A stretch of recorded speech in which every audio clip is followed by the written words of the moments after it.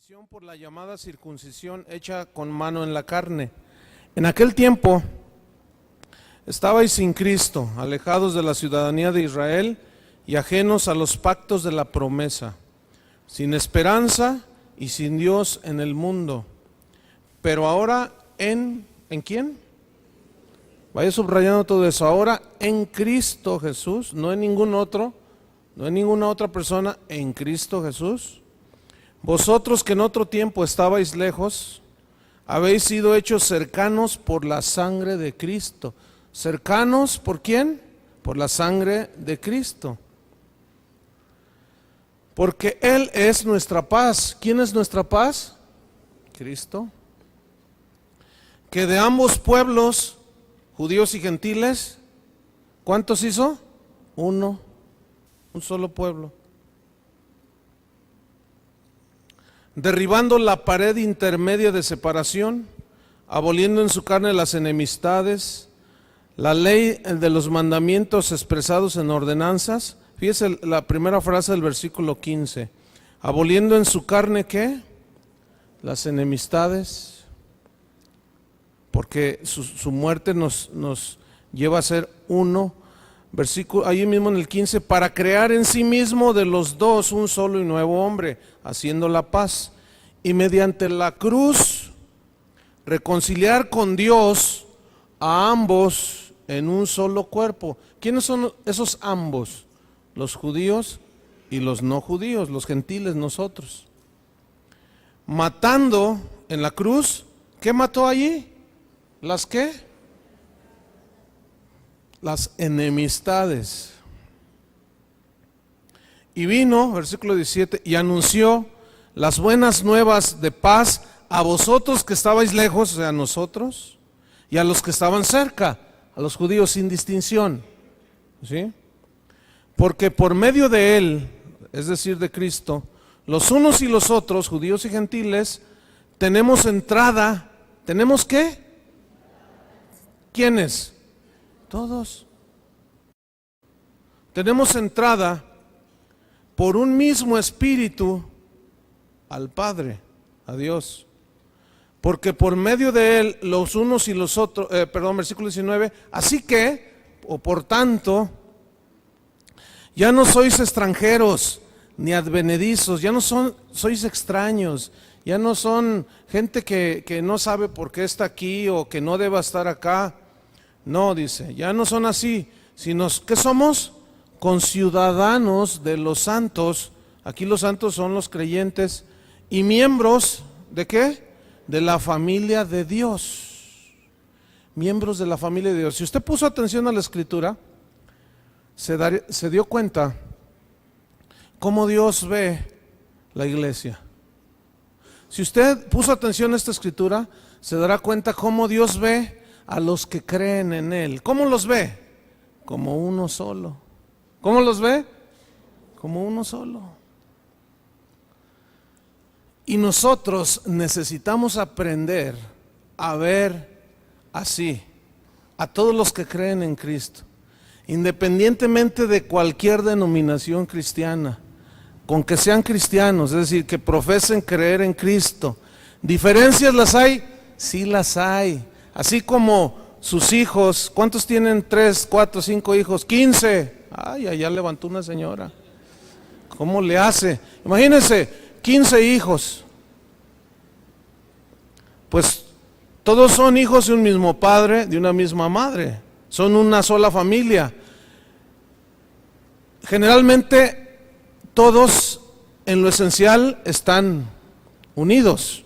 Son una familia, son hermanos, se cuidan, se aman, a veces se pelean, luego se reconcilian, etcétera. Se ponen las chanclas del otro. Pero obviamente que no todos piensan igual, ¿verdad que no? Sin embargo, no dejan de ser hijos de un mismo padre. Entonces, si nosotros vemos esto, concuerda perfectamente con las palabras de Jesús. Si va a San Juan, capítulo 17, esto que acabamos de leer lo escribió San Pablo.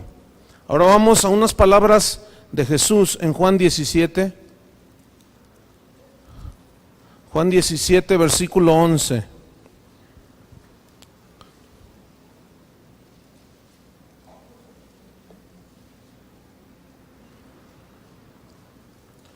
Está hablando Jesús y dice: y ya no estoy en el mundo. Juan 17, 11. Mas estos están en el mundo, y yo voy a ti, Padre Santo. A los que me has dado, guárdalos en tu nombre, para que sean, ¿qué?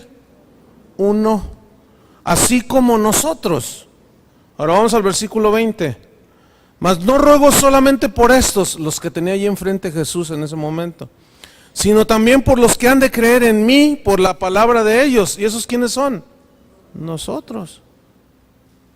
Porque se vino a través de los años, de los siglos y un par de milenios, la predicación del Evangelio y nos llegó a nosotros. Y Jesús oraba por nosotros, versículo 21. Para que todos, ¿cuántos? Todos sean uno. Como tú, oh Padre, en mí y yo en ti, que también ellos sean uno en nosotros. Ahora, ¿con qué propósito Dios quiere que nosotros tengamos esto en nuestro corazón? Para que el mundo crea que tú me enviaste. Versículo 22. La gloria que me diste, yo les he dado para que sean uno. ¿Cuántas veces ha repetido que sean uno? 3 veces ya. Así como nosotros somos uno. Yo en ellos y tú en mí, para que sean perfectos en unidad, para que el mundo conozca que tú me enviaste y que los has amado a ellos como también a mí me has amado. Mire, le voy a leer una carta que recibí de una persona. Ahorita se va a dar cuenta qué persona era. Y se la voy a leer. Esta está fechada en julio del 93, pero yo la conservé. Ya tiene sus añitos. Está firmada en la ciudad de Quilmes, que es provincia de Buenos Aires, en Argentina. Y se la voy a leer. Era dirigida a mí y dice: mi nombre es Luis, soy un sacerdote católico y deseo contarte algo de mi vida. Tengo 37 años y a los 19 me entregué a Cristo y me dio un nuevo nacimiento. Y desde entonces vivo consagrado a Él. A los 24 años decidí ser sacerdote. Estudié 7 años y hace 6 años presido una parroquia en Quilmes, provincia de Buenos Aires. Recibí el bautismo del Espíritu Santo cuando tenía 20 años. Como puedes ver, el Señor ha sido muy bueno conmigo. En mi parroquia se han producido en los últimos años un gran avivamiento. El Señor ha derramado de sus dones a manos llenas y ha encontrado muchos corazones abiertos para recibir. Estamos teniendo unas celebraciones gloriosas, sobre todo muchas conversiones, sanidades y crecimiento de la iglesia en número y en profundidad de vida. Nuestro mensaje es: Dios te ama, conviértete y acepta a Jesucristo como tu Salvador y Señor. Y luego oramos por ellos y reciben el Espíritu Santo. La predicación es sencilla, clara y simple, y nos ha resultado dinamita pura, y las conversiones a Cristo son masivas. Nuestras misas, y él le puso comillas, nuestras misas duran 3 horas. 1 hora de alabanza y adoración, 1 hora de enseñanza de la Biblia y 1 hora de compartir la vida de Jesús entre nosotros. Todos los hermanos diezman y ofrendan. Háganle así. Dios se está moviendo entre nosotros. En este mover de alabanza y adoración, la alabanza y la adoración ha jugado un papel muy importante, pues cada domingo alabamos y adoramos a Dios y entramos en su presencia delante de su trono. Los hermanos han aprendido perfectamente de qué se trata y cada reunión es nueva y diferente, llena de la gloria del Señor. El seminario de alabanza y adoración que ustedes trajeron a Argentina ha sido de mucha bendición. Esto fue a razón de un viaje que hicimos. Y quiero mantener contacto contigo y quiero que me envíes cassettes, estudios, etcétera. Dice, yo te lo pago todo. Te ama en Cristo Luis Consoni y cuenta con mis humildes oraciones. Bueno, esta carta yo la recibí y la guardé.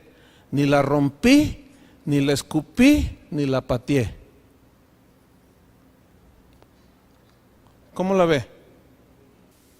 ¿Por qué? Imagínense. Le aseguro que Dios no tiene contrato de exclusividad con nadie. ¿O sí? ¿O firmó con Nike? ¿O firmó con Coca-Cola? ¿O con quién firmó Dios para hacer exclusividad? Con nadie. ¿Pero qué hemos hecho nosotros los hombres? Dividir y pelearnos con un entendimiento del tamaño del cerebro de una, piénselo usted, mosca. Ya se lo digo. ¿Por qué?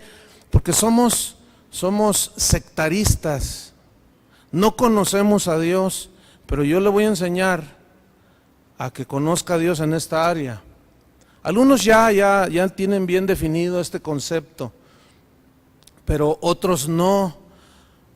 Hay gente nueva, otros que vienen de otras iglesias que se han añadido por alguna razón aquí, qué sé yo, pero este ha sido uno de los principios que hemos manejado desde que inició Casa de Oración, porque esto que yo le voy a compartir tiene que venir por revelación, y yo confío en la revelación del Espíritu Santo, pero abra su corazón, no se cierre. Entonces, vamos a ver qué nos dice el Señor. Mire, una de las cosas que más confunden a las personas de hoy son los cientos así, de denominaciones cristianas. Algunos les llaman sectas, otros les llaman grupos religiosos, otros les llaman, bueno, en fin. Pero, ¿qué es una secta? Vamos a definir lo que es una secta. Una secta es aquella que proclama y dice que solo si estás con ellos, fíjate, con ellos. Si te asocias con cierto grupo, con cierta iglesia, de cualquier denominación, que dicen que solo si estás con ellos, tú te salvas. Eso es una secta. Dios no es ninguna secta. ¿O sí? ¿No? Dios es amor. De tal manera amó Dios ¿a quién? Al mundo. No dijo, nada más voy a amar a estos y estos sí y estos no, y estos los mando al infierno. Y si estos no se juntan con estos, los mando 3 veces al infierno. Nunca dijo eso.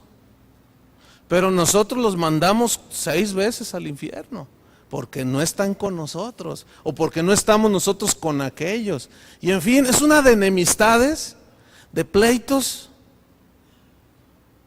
de rencores. ¿Todo por qué? Por no conocer al Dios de la unidad, al Padre que es uno con el Hijo, con el Espíritu Santo, y que quiere ser uno con nosotros. Podemos ser de Cristo. ¿Cuántos tienen a Cristo en su corazón? ¿Podemos ser de Cristo y ser sectaristas? ¿Podemos o no? Unos dicen que no. A ver, ¿cuántos dicen que no? ¿Podemos ser de Cristo y ser sectaristas? ¿Cuántos dicen que no? Levanten su mano. No. ¿Cuántos dicen que sí? Pues sí tienen razón los que dijeron que sí. Los que no, les voy a enseñar. Sí, de eso se trata, ¿no? De aprender. Fíjense que se puede ser de Cristo y ser sectarista. Se puede ser de Cristo.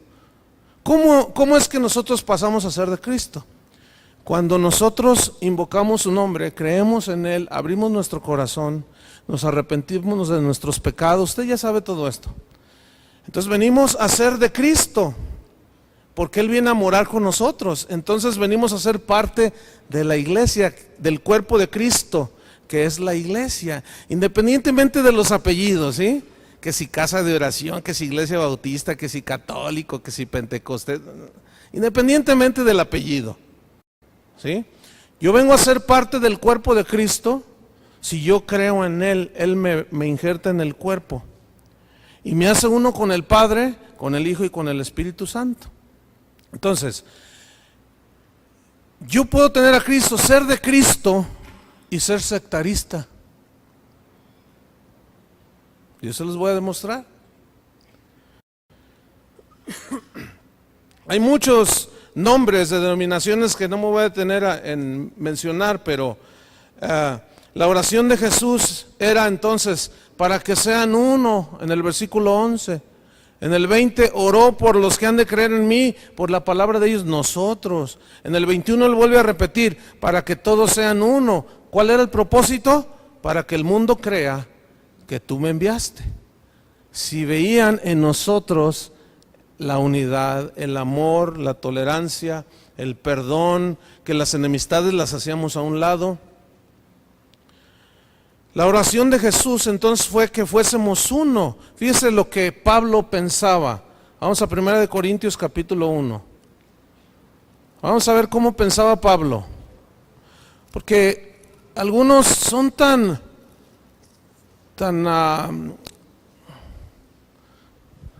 a veces somos tan sectaristas que decimos, no, la doctrina de los apóstoles, que quién sabe qué, que no sé qué. Y sí, está bien. Pero vamos a ver qué decía la doctrina de los apóstoles en cuanto a este tema. ¿Sí?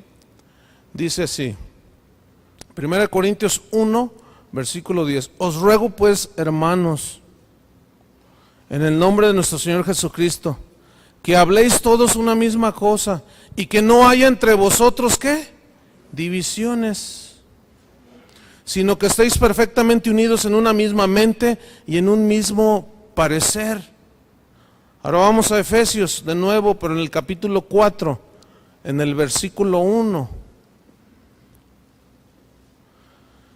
Dice, yo pues, preso en el Señor, os ruego que andéis como es digno de la vocación con que fuisteis llamados, con toda humildad y mansedumbre, soportándoos con paciencia los unos a los otros en amor, solícitos en guardar la unidad del Espíritu en el vínculo de la paz. Un cuerpo, un espíritu, como fuisteis llamados también en una misma esperanza de vuestra vocación, un Señor, una fe, un bautismo. Y aquí en esto del bautismo, ¡ay, cuántas diferencias hay! Que si los niños, que si en el nombre de Jesús, que si... Y nos andamos agarrando del chongo, cuando lo esencial pues es el bautismo, es uno. ¿Sí? Obviamente, yo voy a hacer algunas aclaraciones más adelante, pero sigamos leyendo. Dice en el versículo 6, un Dios y Padre de todos, el cual es sobre todos y por todos y en todos. ¿Cuántos creen eso? Pues más vale que nos lo creamos, porque ese es el pensamiento de Dios, ese es el pensamiento de Dios que le reveló a Pablo por revelación del Espíritu Santo, para que nosotros entendamos que el propósito de Dios es que todos los que nos llamemos cristianos, independientemente del apellido, que hay un montón, ¿usted conoce algunos? Incluyendo nosotros, nuestro apellido es Casa de Oración, ese es nuestro apellido. Cristianos, Casa de Oración, ese es el apellido. Pero también hay cristianos bautistas, cristianos metodistas, cristianos presbiterianos, ¿qué más? Cristianos, ¿qué? A ver, ¿qué más conoce? Católicos, ¿qué más? Nazarenos, ¿qué más? Pentecostales. ¿Qué más conoce de cristianos con apellido? A ver, interdenominacionales, independientes. Y no, suena como Juan Pérez, Pancho López, con apellido, pero todos tenemos el mismo nombre. Todos somos cristianos, profesamos creer en Cristo. Ahora bien, hay que distinguir de lo que es un grupo cristiano a un grupo que no es cristiano. Porque todos los grupos cristianos, todas las iglesias cristianas que creen en Cristo, independientemente del apellido, todos creemos lo mismo en lo que son los fundamentos, la esencia del cristianismo. Todos creemos que Jesús es el Hijo de Dios, ¿sí o no? Usted pregúntale a un bautista, ¿tú crees que Jesús es el Hijo de Dios? Ah, pues claro. Pregúntale a un católico, ¿usted cree que Jesús es el Hijo de Dios que nació de la vientre de la Virgen María? Pues claro, te dicen. Y pregúntale a un congregacional, y a un pentecostés, y a uno de casa de oración, y todos creemos lo mismo. Creemos que su nacimiento fue milagroso, por obra del Espíritu Santo. Creemos que Él murió por nuestros pecados. Todos, pregúntenle a cualquiera de ellos si creemos exactamente lo mismo. Pero ya en cuestión de doctrina es donde vienen las diferencias. Pero a veces son que no, mientras no se transgreda y se llegue a la herejía, por ejemplo, como hay algunos grupos que dicen que Jesús no es Dios, que Jesús es un ser creado, que Jesús es un ángel, que Jesús es dicen un montón de herejías que no concuerdan con lo que todos los cristianos creemos acerca de Cristo. Pero ya en cuanto a interpretaciones de cómo es la alabanza, ahí no es igual. Unos creen que tiene que estar uno callado, bueno, así creen algunos. Otros creen que debe de hacerse con pura guitarra, bueno, pues que lo hagan con pura guitarra. Otros que con puro piano.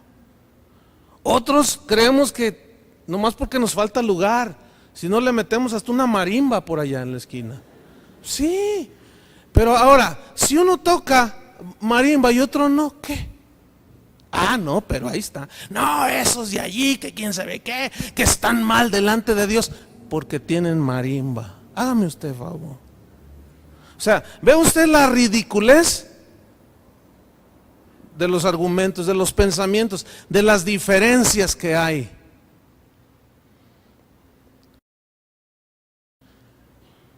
Pero esta no es la voluntad de Dios, porque su propósito es que guardemos la unidad. Mire, el sectarismo de cristianos es tan ofensivo a Dios que estorba el propósito de Dios, lo estorba. Y déjeme decirle, el cristiano que es sectarista entristece al Espíritu Santo. ¿Por qué? Porque ese no es el corazón del Padre, ese no es el deseo de Jesús. Fíjese nada más hasta dónde llega el sectarismo. El hecho de pensar así, porque usted, acuérdese, cada vez que viene a este lugar, usted tiene todo el derecho de juzgar lo que se dice de acuerdo a la palabra de Dios, no de acuerdo a sus prejuicios y sus cosas que traiga por acá de religión. No. Lo que dice la Biblia, porque la Biblia es la palabra de Dios en la cual nosotros nos basamos. ¿Está de acuerdo con eso? Entonces usted tiene todo el derecho de discernir, de juzgar, en este caso es discernir y avalar lo que se está diciendo. Pero fíjense hasta dónde llega. El hecho de pensar como yo se lo estoy ahorita a usted compartiendo, me ha ganado la reputación de que soy, ¿cómo dicen? ¿Cómo dicen, Chuy? Que soy ecuménico, porque el movimiento ecuménico es un movimiento de las denominaciones cristianas que se quieren juntar y todo el asunto, ¿no? Y eso está bien, siempre y cuando no sea con motivos políticos, ni de intereses personales de un solo grupo que quiera dominar a los demás, porque así no es tampoco. Pero si es con el fin de vivir la vida de Cristo y reconocer a lo mejor nuestras diferencias, el uno con el otro, pero que no haya barreras. Pues a mí me gusta cantar, que se oiga, a otros no. Bueno, pues eres mi hermano, pues somos hermanos. El carácter de cada congregación y aún denominación es distinta a otras, así como el carácter de sus hijos es distinto. ¿Cuántos hijos tiene usted? 3. ¿Son igualitos así, todos cortados por la misma tijera? No. Siempre hay uno que anda. ¿Sí o no? Siempre hay uno que anda. Ay, ¿quién sigue? Y hay otro que siempre está bien peinadito a la mesa y se siente. Siempre. Y hay otro que es entre azul y buenas noches, así, en término medio. Ninguno es igual. Todos son distintos porque todos tienen distinto carácter, temperamento. A unos les gusta un tipo de música, a otros, de un ritmo, de otro. Pero siguen siendo hermanos. Y no se andan peleando. A veces sí. Ay, ¿a ti te gusta? Aún ahí se refleja. Ay, ¿a ti te gusta la música muy lenta?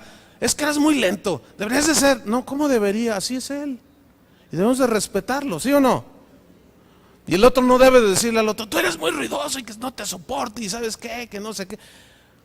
Aún en las familias se da así, porque no se aprende a respetar a los demás. Entonces, mire, esa carta que yo le leí,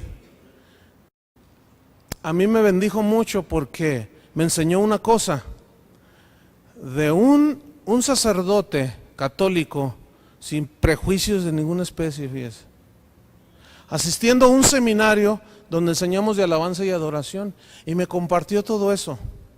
Después, en otra vuelta que yo fui, lo conocí personalmente, y es un hombre más joven que yo, pero con una fuerza tremenda, y él me hace algún comentario de cómo aún dentro de su misma iglesia lo estaban segregando por su apertura. Eso es sectarismo también, como si yo les dijera algo semejante aquí respecto a, no, miren que fulano, no, que sultano, no, que ellos están mal, no, que ellos no, y que quién sabe qué, y que ellos no bautizan bien, y que ellos quién sabe qué, puras tonterías. Entonces ya seríamos una secta. Ahora, la salvación no está en nosotros, y como Chava nos enseñaba hace 2 domingos, ciertamente nosotros no cambiamos a nadie, ¿verdad que no? Cristo es el que nos cambia y nos transforma. Jesús dijo, el que viene a mí, no le echo fuera, pero nosotros sí los echamos fuera y nos dividimos.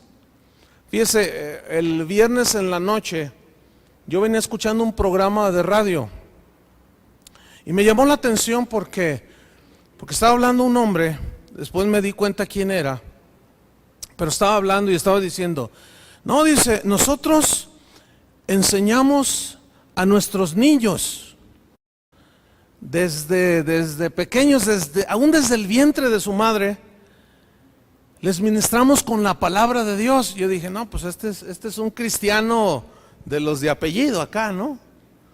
Y pues me llamó la atención, dice, y luego los metemos en salones y les enseñamos la palabra de Dios, les hacemos que traigan su Biblia, las explicaciones que se dan, todas son bíblicas.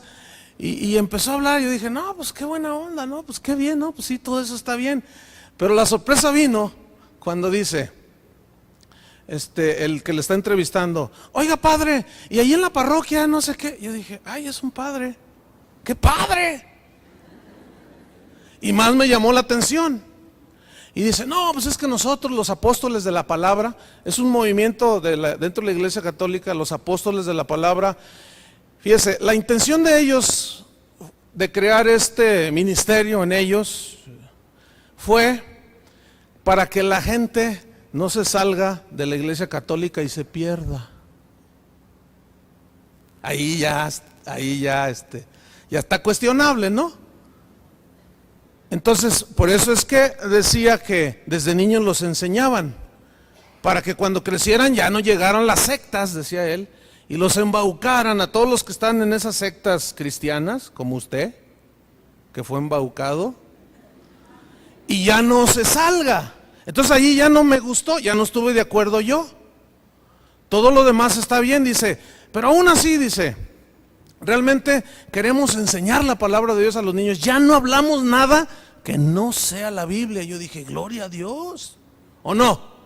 Yo dije, gloria a Dios, obviamente con las diferencias pues que tenemos, ¿no? Pero en lo esencial, fíjense, imagínense a los niños, a un joven que un día abra su Biblia y empiece a leer lo que acabamos de leer, y que el Espíritu Santo le revele ahí.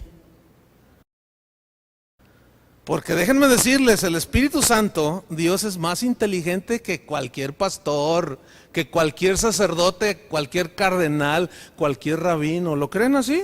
El Espíritu Santo es mucho más sabio, y Dios le puede revelar al más sencillo que agarres la Biblia y que empiece a leer lo que nosotros acabamos de leer, y que de pronto le caiga el entendimiento y diga, bueno, ¿por qué si aquí dice que es en Cristo, que es en Él, que Él nos unió, que rompió las enemistades, las alejó, las echó a un lado, quiere que nos unamos a pesar de las diferencias? Había diferencias en Pablo y Pedro, fíjese. Y hubo un momento que tuvieron una discusión, pero después se reconciliaron a medida que ellos iban entendiendo.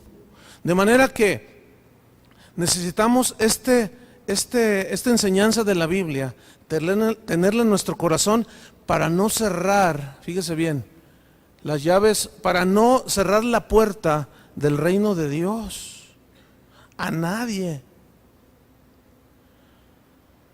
Una vez, andando en uno de los países musulmanes, en Marruecos concretamente, allí predicar el evangelio es cárcel por ley. No se puede, te meten porque ellos sí, ahí sí está recalcitrante. Imagínate, meterte a la cárcel porque es otra religión distinta a la de ellos. Eso ya raya en lo diabólico.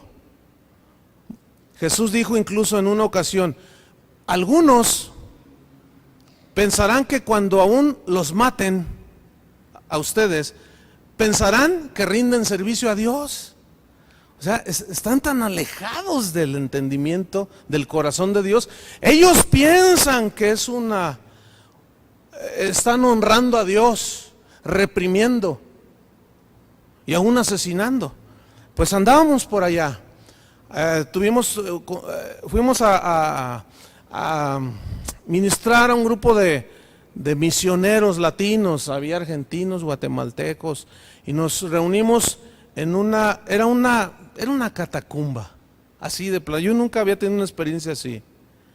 Y no podíamos cantar fuerte porque decía, bájale, no había ni sonido, nada, era con guitarritas.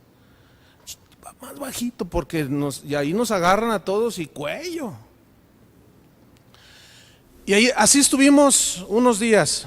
Hay una ciudad que se llama Rabat. Y un día caminábamos, Miguel Casina y yo, y su esposa.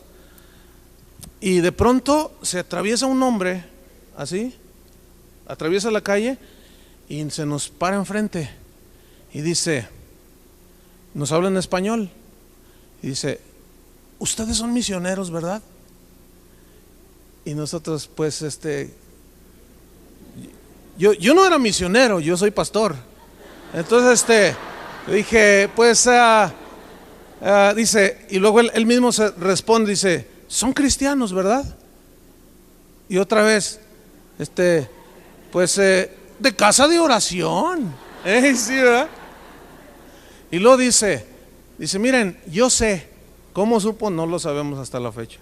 Yo sé que ustedes son cristianos y yo les pido de favor que vengan a mi iglesia a compartir con los hermanos la palabra de Dios. Y nosotros dijimos, ¿iglesia? Y dice, miren, yo soy sacerdote católico y la religión católica es la única que puede estar en este país, pero no se puede predicar afuera, solamente en los templos, y hay algunos templos católicos. Es la única, fíjense, de todos los cristianos que dejaban. Entonces dice, que los quiero invitar a que prediquen. Entonces veo a Miguel, iba con Miguel Casina, le digo, vamos, no, pues órale, vamos, sale. Pues fuimos, y yo tengo unas fotos, tengo un video ahí, y donde estamos dirigiendo la alabanza y compartiendo, hablándoles de la palabra de Dios. Si yo hubiera tenido otro pensamiento sectarista, recalcitrante y no sé cuánto, yo no me meto en la sinagoga de Satanás, como algunos torpemente han dicho.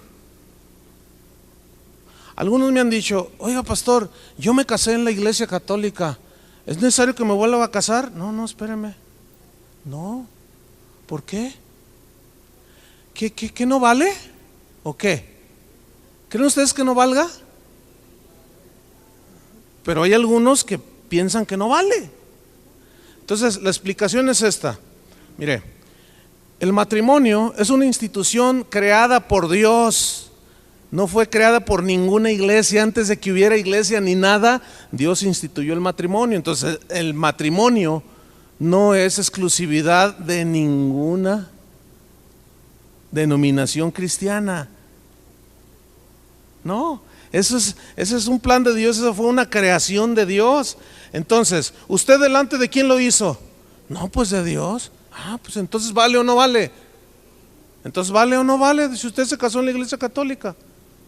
Porque Dios no lo ve así. Este se casó en la iglesia católica, este en la iglesia cristiana, este y este, tú vente para acá, mi hijo, y este Qué ridículo. ¿Se puede imaginar a un Dios así? Jamás, jamás. Vamos a Jueces capítulo 12. Vean nada más las torpezas.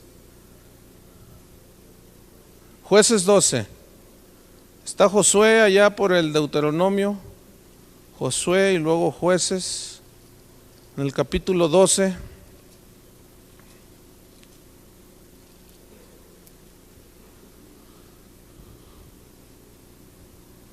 En el versículo 5.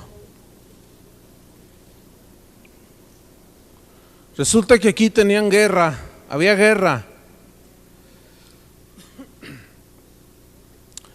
contra los amonitas. Entonces entre ellos no se pusieron de acuerdo y dice en el versículo 5, 12:5, y los galaditas tomaron los vados del Jordán a los de Efraín. Y aconteció que cuando decían los fugitivos de Efraín, que eran del mismo pueblo, quiero pasar, los de Galad les preguntaban, ¿eres tú, Efrateo? Si él respondía, no, entonces le decían, ahora pues di Shibolet. Y él decía, Sibolet, porque no podía pronunciarlo correctamente. Entonces le echaban mano y le degollaban junto a los vados del Jordán. Vean nomás. A ver, di Shibolet, Sibolet. No. Tú has de ser de una secta, ¿verdad? Porque no dices lo mismo que yo ni como yo. A ver, di Shibolet. Sibolet. No, estoy narrándoles la Biblia. A ver, di Shibolet. Sibolet. Denle cuello, este no es de los nuestros. Imagínense hasta dónde llegaba. Mire, ahí tengo un libro en mi oficina que me mandó el secretario de Educación del Estado. Me lo mandó con mi nombre. ¿Sabe qué libro es? Es el famoso ese libro donde está la corrección de un comentario que hicieron los escritores de ese libro acerca de Jesús, que tenía más hermanos. A mí me lo mandó así, firmado por él y todo. Yo sé por qué me lo mandó. No sé si ustedes se acuerdan cuando se hizo un escándalo de esto, de que en uno de los libros que se usan en la escuela primaria, ¿sí es primaria?, venía un comentario acerca de que Jesús había tenido más hermanos. No, pues hizo un lío. Aquí los religiosos, la gente que según ellos les afectó ese comentario, pues pegaron el grito en el cielo y empezaron a acusar que los protestantes o los aleluyas o los cristianos habían sido los culpables de haber insertado ese pensamiento allí. Yo le digo a los señores que dijeron, yo estoy limpio, yo no hice nada. ¿Ustedes hicieron algo? ¿O sí? Para que se insertara allí. No. Ahora, hicieron la corrección porque que era una ofensa. O sea, ellos sí pueden ofender, y vamos a manejarlo así. Ellos sí pueden ofender, diciendo que tú estás perdido, que te vas a ir al infierno porque no estás con ellos, que estás en una secta. Pero si de aquí para acá surge algún comentario que está mal, entre paréntesis, está mal cualquier comentario, ellos se ofenden. Bueno, hicieron la corrección en el libro y el secretario de Educación me lo mandó a mí. Yo le pregunté a varios pastores, oye, ¿no te mandaron un libro? Y algunos me dijeron sí, otros no, a mí no, donde ya venía la corrección. Ahora, ¿por qué no lo mandan los pastores? ¿Saben por qué? Porque ellos piensan que nosotros los pastores instigamos a ustedes a discutir sobre esos temas. Mire, le voy a ser sincero y sin ofender a nadie. Dios lo sabe, porque ese no es el punto. Si Jesús tuvo más hermanos o no, eso,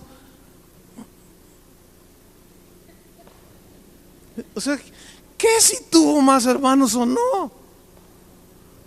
Eso no le quita poder a la salvación, ni efectividad a la salvación de Cristo en la cruz. ¿Sí o no? Entonces, cuando alguien quiere discutir conmigo, no, que ustedes, que tuvo más, ¿tú crees que no? No, pues no, bueno, está bien. ¿Cuál es el problema? ¿O que es deshonroso tener más hijos? En el caso que tuviera más hermanos. ¿Es deshonroso que el hermano mayor tenga otros hermanos? ¿Verdad que no? Entonces, si analizamos bajo el microscopio de la Biblia, nos damos cuenta que Dios no se detiene en esas cosas. Los que nos detenemos somos nosotros. Y eso frena. Pablo decía, algunos predican a Cristo por contienda, por contender, están allí. Otros predican a Cristo de buena gana, otros por amor. Dice, no importa, lo que importa es que se predique a fin de cuentas, ¿sí? Aunque en otra parte, en muchas otras partes de la Biblia, habla de, como la que acabamos de leer, que Él quitó las enemistades. A donde quiero llegar es a lo siguiente: si nosotros tenemos un espíritu, una mente acercada al pensamiento de Dios, el sectarismo no va a formar parte de tu corazón, porque eso mata. El sectarismo mata. Hay tantas expresiones de sectarismo como no tiene una idea. Y tal vez se ha dado cuenta, y tal vez se va a dar cuenta, pero hay tantas expresiones. Desde que hay denominaciones cristianas que si ven a una mujer con el pelo corto, ya la mandaron al infierno. Hay algunas de pelo corto aquí, pero ¿sabe qué? Eso no dice la Biblia. La salvación no es si trae el pelo corto o largo, no es si trae falda larga o cuello hasta acá. O sea, en eso no consiste la salvación. ¿Ustedes lo entienden? Yo quiero que lo entiendan, porque de otra manera no tendremos la capacidad, fíjese bien, de ver la bendición que Dios ha dado a otros grupos, a otras expresiones dentro del cristianismo, como a los, no sé, yo tengo la inquietud de algún día. Por cierto, Jorge me acaba de invitar a Argentina, pero la inquietud es de, como Quilmes es como ir a Zapopan, entonces, ahí en Buenos Aires, entonces está cerca de ir un día. A mí sí me gustaría, incluso me invitó a mí a compartir, a predicar, y yo le dije, yo sí voy, en esta ocasión no puedo, yo sí voy, pero esto no te causa problemas a ti. Dice, mira, con algunos amigos míos, sacerdotes, algunos de jerarquía, no, pero hay otros que, no, lo que yo estoy haciendo es una abominación. Yo estoy traicionando a la iglesia. Es decir, que donde quiera se dan. Aquí una vez, hace tiempo, mi hermano Carlos se le ocurrió enchinarse el pelo, ¿se acuerdan? Pues no sé cómo se le metió esa onda y un día llegó todo chino así. Entonces, ahora sí parece de allá de Acapulco, le dije. Parecía acapulqueño. Entonces, pues ahí andaba mi hermano con sus chinitos, ¿verdad?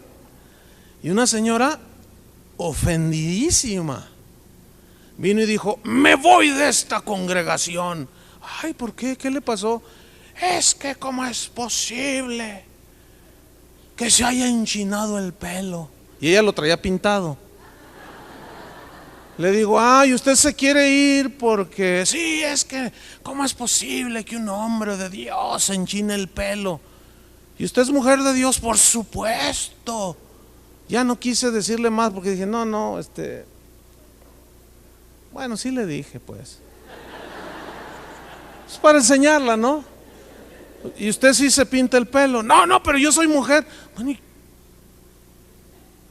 pues me voy. Y se fue, ofendida, que porque eso, no sé qué pensaba la pobre señora. Imagínense. Es que de eso no se trata el cristianismo.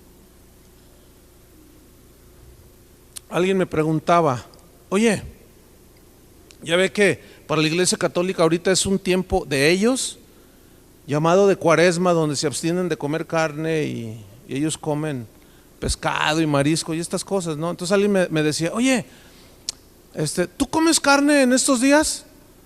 Y yo ya sé por dónde iba la pregunta, era una persona nueva, ¿no?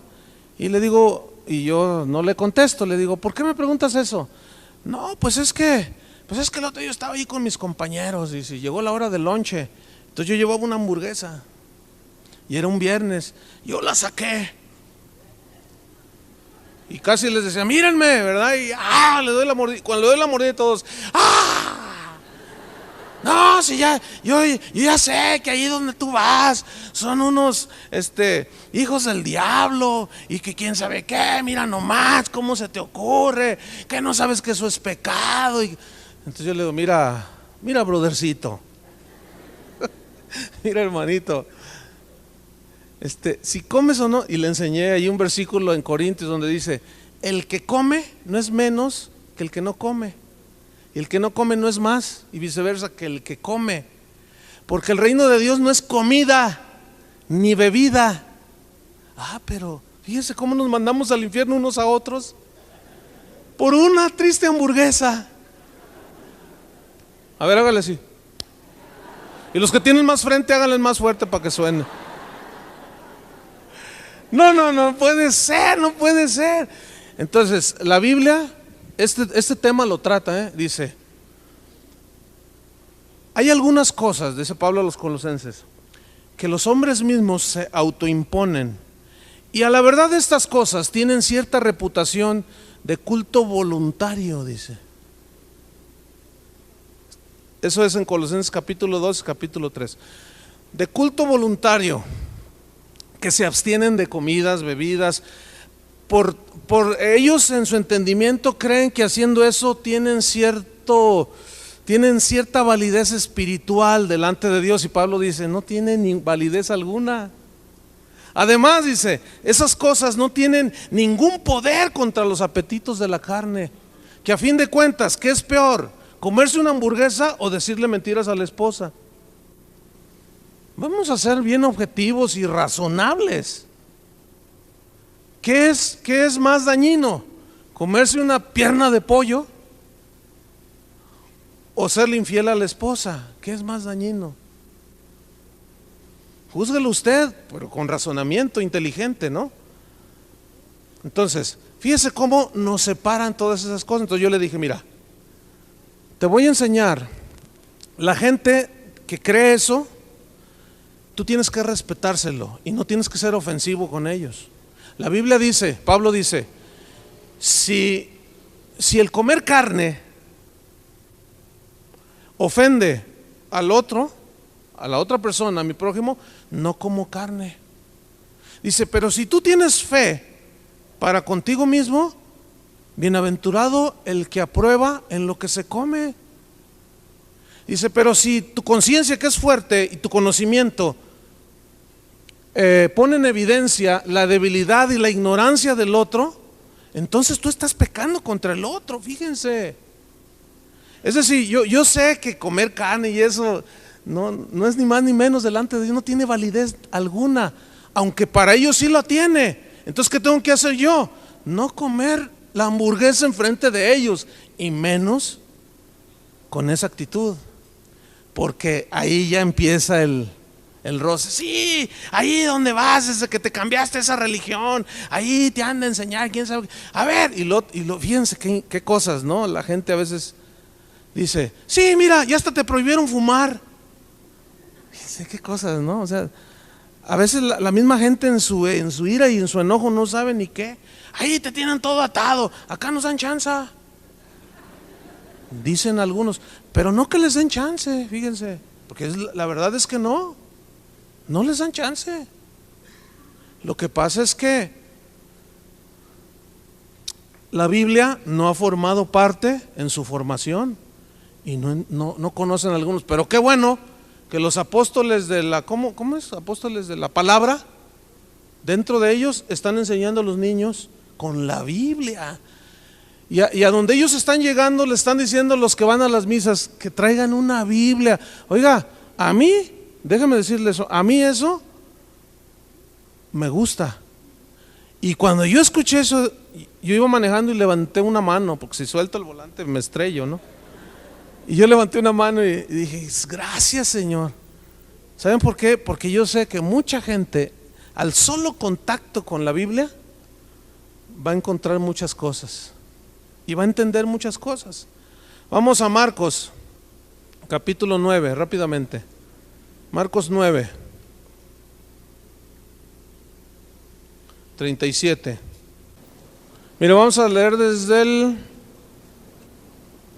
35. Vamos a leer desde el 33. Le voy a regalar otros 2 versículos.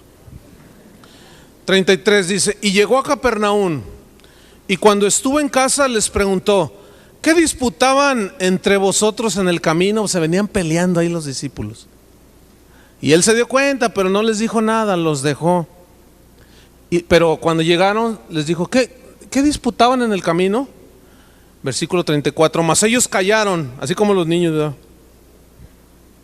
Mas ellos callaron porque en el camino habían disputado entre sí quién había de ser el mayor. Tú te tienes que someter a mí, a mí el Cristo es el que me puso, y tú tienes que estar bajo de mí, y a mí Dios me, y no, a mí, no, y se estaban peleando ahí. Versículo 35, entonces él se sentó y llamó a los 12 y les dijo, si alguno quiere ser el primero, será el postrero de todos y el servidor de todos. O sea, inmediatamente los puso en su lugar. Tú quieres ser el mero mero, tienes que servir a todos. ¿Y cuál es la imagen? Fíjense, ¿cuál es la imagen que se ha proyectado de todo en términos generales de los líderes religiosos o de los líderes cristianos de todas las denominaciones? ¿Cuál es lo que se ha proyectado? Que lo tengan a uno, ¿cómo? Acá en un pedestal, ¿sí o no? Algunos hasta nos puede gustar que la gente nos aclame, nos diga, que nos besen la mano, que nos besen la mejilla, que nos reconozcan como reverendos, como no sé qué. Hace rato una señora que está ahí sentada me dice, oye, fíjate que el otro día tú pasaste y, oye Chuy, que no sé qué, que... Entonces gente que estaba ahí alrededor de ella le dijo, oye, ¿tú qué igualada? Pues él es el pastor. No, pues sí es el pastor, pero pues es Chuy. Pues sí es cierto, ¿no? Dice, no, es que yo le digo pastor, no, pues yo le digo Chuy. Pues es que ¿cuál es la diferencia? Ahora, si yo tuviera otras pretensiones, no me digas Chuy. Respétame. No somos iguales, igualada esta. A mí me llamas pastor y bésame la mano. No, es que no, sí. El hombre le gusta que lo alaben y que lo adoren cuando su mente no está bien centrada en Cristo. Y déjeme decirle, así hay pastores, habemos pastores así, también hay sacerdotes así, también hay líderes dentro de la iglesia cristiana que les gusta eso. Es la verdad. Y a veces nosotros decimos, no, que los idólatras allá, también hay idolatría aquí, dentro de la iglesia cristiana. Ay, mi cantante favorito es quién sabe quién. Pues ahí está ya. Y hasta pósters ahí de los, pero nomás que ahora es cristiano. Hágame favor, cuando es una flagrante idolatría. No hay que, porque algunos ya están así. Hay que saber distinguir entre lo que es la honra y la idolatría. Eso es muy distinto. Entonces sigamos leyendo aquí. Les dice, entonces si tú quieres ser el primero, tienes que servir a los demás. Versículo 36. Y tomó a un niño y lo puso en medio de ellos, y tomándolo en sus brazos, fíjense la escena, está él sentado, agarra un niño, ven, y lo abraza, y les dijo, en el 37, el que recibe en mi nombre a un niño como este, me recibe a mí, y el que a mí me recibe, no me recibe a mí, sino al que me envió. Juan le respondió diciendo en el 38, maestro, hemos visto uno que en tu nombre echaba fuera demonios, pero él no nos sigue, y se lo prohibimos porque no nos seguía. Y Jesús allí con el niño en brazos, ¿no? Y viéndolo diciendo, ay, Juanito, tan cerradito. Ay, con tu mente, pobrecito, mira, ahorita te voy a enseñar. Bueno, yo lo estoy diciendo así medio irónico, ¿no? Pero ese no era el semblante de Jesús, ni el tono de Jesús, en ese caso. Pero si yo hubiera sido, así es que andaba echando fuera demonios uno que dice que es cristiano allá, pero no viene a casa de oración. Sí, y se lo prohibimos. Ay, mira. ¿Saben qué esperaban los discípulos? Que dijera Jesús, eso es, así debe de ser. Si no andan con nosotros, si no vienen a nuestra iglesia, si no están bajo nuestro liderazgo espiritual, no vale. Pero la respuesta fue totalmente distinta. ¿Qué les dijo? En el versículo 39, pero Jesús dijo, no se lo prohibáis, no se lo prohíbas en español, porque ninguno hay que haga milagro en mi nombre que luego pueda decir mal de mí, porque el que no es contra nosotros, por nosotros es. Y cualquiera que os diera un vaso de agua en mi nombre porque sois de Cristo, de cierto os digo que no perderá su recompensa. No le prohíbas. Oye, ¿qué te crees?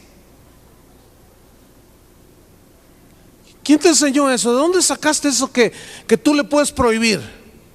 ¿Cómo a ti se te ocurre decir, ustedes cállense y no tienen autoridad porque la única iglesia verdadera somos nosotros y todos los demás están descalificados? ¿Quién te dijo? ¿En dónde dice? ¿Cuándo dijo Dios? Por eso fíjese bien, si los católicos nos descalifican, pero no todos los católicos, ya ve, ahí hay uno que no. Nada más que esa es la expresión. Si los católicos nos descalifican y dicen que nosotros andamos quién sabe dónde y que no vamos, que estamos perdidos y todo, no caigamos nosotros en la misma, porque sabemos que aún allá, en esas congregaciones, en esas iglesias, si hay gente que invoca el nombre del Señor, ¿qué?